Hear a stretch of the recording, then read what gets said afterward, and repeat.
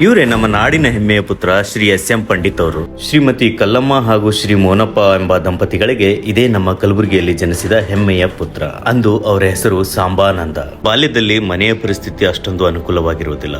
ಅಂತಹ ಸಮಯದಲ್ಲಿ ಅವರ ಅತ್ತೆಯವರು ತಮ್ಮ ಬಂಗಾರವನ್ನು ಮಾರಿ ಅದರಿಂದ ಬಂದ 50 ರೂಪಾಯಿಯಿಂದ ಇವರನ್ನ ಮುಂಬೈಗೆ ಕಳಿಸಿಕೊಡ್ತಾರೆ.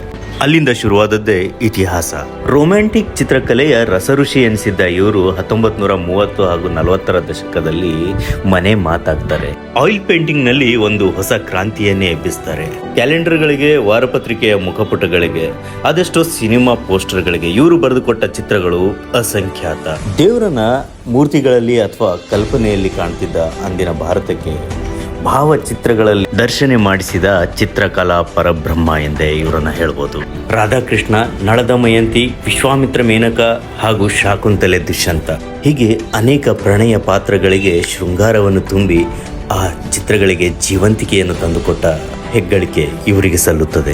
ದೇಶ ವಿದೇಶಗಳ ಸರ್ಕಾರಿ ಕಚೇರಿಗಳಲ್ಲಿ ಹಾಗೂ ಪ್ರೈವೇಟ್ ಆರ್ಟ್ ಗ್ಯಾಲರಿಗಳಲ್ಲಿ ಇಂದಿಗೂ ಇವರು ರಚಿಸಿರ್ತಕ್ಕಂತಹ ಇವರ ಅದೆಷ್ಟು ಕಲಾಕೃತಿಗಳು ಪ್ರದರ್ಶನಕ್ಕಿವೆ. ಮುಂಬೈನ ರಸ್ತೆಯೊಂದಕ್ಕೆ ಇವರು ಹೆಸರಿಟ್ಟಿದ್ದು ನಮ್ಮ ಕನ್ನಡಿಗರ ಹೆಮ್ಮೆ. ಇವರಿಗೆ ಸಂದ ಪ್ರಶಸ್ತಿಗಳು ಹಾಗೂ ಗೌರವಗಳು ಅಸಂಖ್ಯಾತ. ಮಾರ್ಚ್ 30, 1993ರಂದು ಇಹ ಲೋಕದಿಂದ ಅಗಲ್ತಾರೆ ಹೊರತು ನಮ್ಮಿಂದಲ್ಲ. ನಮ್ಮ ಕನ್ನಡಿಗರ ಹೃದಯದಲ್ಲಿ ನೀವು ಸದಾ ಅಮರ.